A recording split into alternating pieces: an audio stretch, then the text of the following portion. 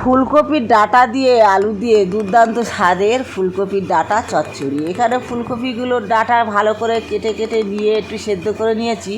আর বাটির মধ্যে এখানে কালো সর্ষে, সাদা সর্ষে, অল্প একটু পোস্ত, 6টা কাঁচা লঙ্কা একসাথে বেটে নেবো। আর এদিকে কড়াইতে তেল দিয়েছি, তেল গরম হওয়ার পরে পেঁয়াজ দিয়েছি, তারপরে এখানে দিয়ে দেবো আলু। আলুটা দিয়ে একটু নুন দিয়ে নেড়ে চেড়ে ভেজিয়ে নেওয়ার পরে এরপরে এখানে দিয়ে দেবো সিদ্ধ করে রাখা ফুলকপি আলুর ডাঁটা। তারপরে ফুলকপির ডাঁটা দিয়ে ভালো করে নেড়ে চেড়ে নিয়েছিলাম ঢেকে। এরপরে এখানে যে মশলাটা রেডি করেছিলাম সেই মশলাটা দিয়ে দেবো, দিয়ে আবারও ভালো করে নেড়ে চেড়ে কষিয়ে নেবো। নিয়ে এরপরে একটু জল দিয়ে ঢেকে দেবো হলুদ দিয়ে।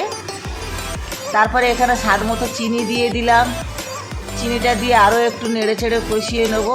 এরপরে এখানে জল দিয়ে দিলাম, জলটা দিয়ে একটু ঢেকে দাও, তারপরে আবার নামিয়ে নাও। সেদ্ধ হয়ে যাওয়ার পরে দেখো কত সুন্দর খেতে হয়েছে ফুলকপি ডাঁটার চচ্চড়ি, দারুণ সুন্দর হয়েছে।